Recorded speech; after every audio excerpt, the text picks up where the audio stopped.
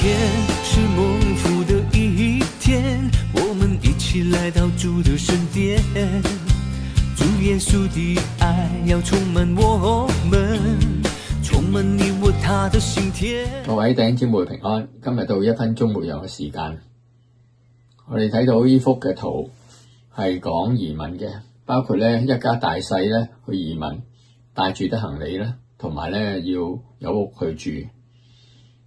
咁我就最近咧就同一對嘅移民嚟英國嘅 BNO 嘅夫婦去傾談。咁佢咧喺香港係做教師嘅，收入都算穩定。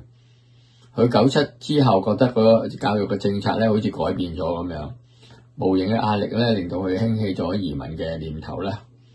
因為近年佢覺得香港唔再一樣所以咧佢哋決定咧去移民嘅時候就衡量下自己嘅情況，去搜集各地嘅移民嘅資料，睇下邊度好邊度唔好啦。佢曾經咧入紙想話去台灣，但係等咗好耐都未批准。咁啱啱就呢個嘅 BNO 推出啦，咁所以咧佢就申請咗嚟英國。佢話申請嘅時候真係好快，6日咧就批准咗啦。佢話嚟到英國咧，佢認識嘅港人咧都唔多，就只係認識咗有先嚟嘅一個學生。咁咧佢哋咧咁咧同埋咧而家咧喺教會嘅弟兄姊妹咧一齊都喺呢度聚集嘅時候，佢覺得有屬靈嘅生活都算係唔錯。佢哋講，我哋雖然香港出身，年幼嘅時候聽長輩佢咁講，佢話喺60-70年代嘅香港人其實咧好似唔係好穩定嘅。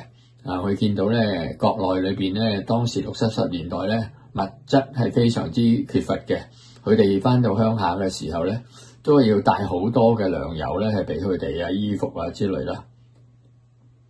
咁咧所以佢哋希望咧嚟到一個自由同埋穩定嘅國家。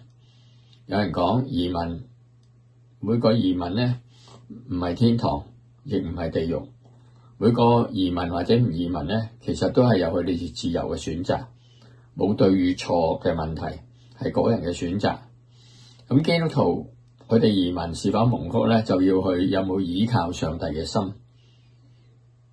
當佢抵達英國之後，佢心中咧有一個嘅理想，有佢哋咧諗下點樣，即係喺退休之後咧點樣去繼續侍奉神。